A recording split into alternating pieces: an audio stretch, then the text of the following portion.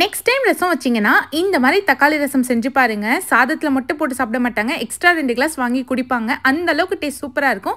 First ஒரு lemon size புளியை நல்லா கரைச்சி எடுத்துக்கோங்க. சக்கையெல்லாம் இந்த மாதிரி எடுத்துருங்க. இப்போ நல்லா பழமாக 2 தக்காளியை கட் பண்ணி இதோட சேர்த்துக்கோங்க. கொஞ்சமாக கருவேப்பிலை, கொஞ்சமாக கொத்தமல்லி போட்டு நல்லா கையாலே இந்த மாதிரி மசிச்சு விடுங்க. தக்காளியில் இருக்க அந்த தோலை மட்டும் தனியாக எடுத்துருங்க. இந்த மாதிரி கையால் மசிக்கிறப்போ ரசத்தோட டேஸ்ட் நல்ல சூப்பராக இருக்கும். கூட கொஞ்சமாக உப்பு, 1/2 ஸ்பூன் மஞ்சத்தூள் சேர்த்து நல்லா மிக்ஸ் பண்ணி வச்சுக்கலாம். இப்போ இது இருக்கட்டும். மிக்ஸி ஜாரில் 1 ஸ்பூன் மிளகு, 1/2 ஸ்பூன் சீரகம், 1 ஸ்பூன் மல்லி, 1 காஞ்ச மிளகா, ஒரு 4 கருவேப்பிலை சேர்த்து நல்லா குறைன்னு அரைச்சி எடுத்துக்கோங்க. இந்த மாதிரி இதோடவே ஒரு 10 பல் பூண்டு சேர்த்து இதையும் நல்லா பல்ஸ் பண்ணி எடுத்துக்கலாம். இந்த மாதிரி இருக்கணும். ரசம் தாளிக்கிறதுக்கு வானலில் 1 ஸ்பூன் எண்ணெய் சேர்த்துக்கோங்க. 1/2 ஸ்பூன் கடுகு, 1/2 ஸ்பூன் வெந்தயம், 4 காஞ்ச மிளகா, ஒரு கொத்து கருவேப்பிலை, அரைச்சி ரசம் விழுது சேர்த்து நல்லா ஒரு வாட்டி மிக்ஸ் பண்ணிக்கோங்க. கூடவே 1 ஸ்பூன் பெருங்காயத்தூள், ரசம் சேர்த்துட்டு நல்லா ஒரு வாட்டி மிக்ஸ் பண்ணிடுங்க. ரசம் நல்லா இந்த மாதிரி நுரைச்சி வந்ததுக்கப்புறம் லாஸ்ட்டாக கொத்தமல்லி தழை போட்டுட்டு சர்வ் பண்ணி பாருங்கள். டேஸ்ட் சும்மா வேறு லெவலில் இருக்கும்.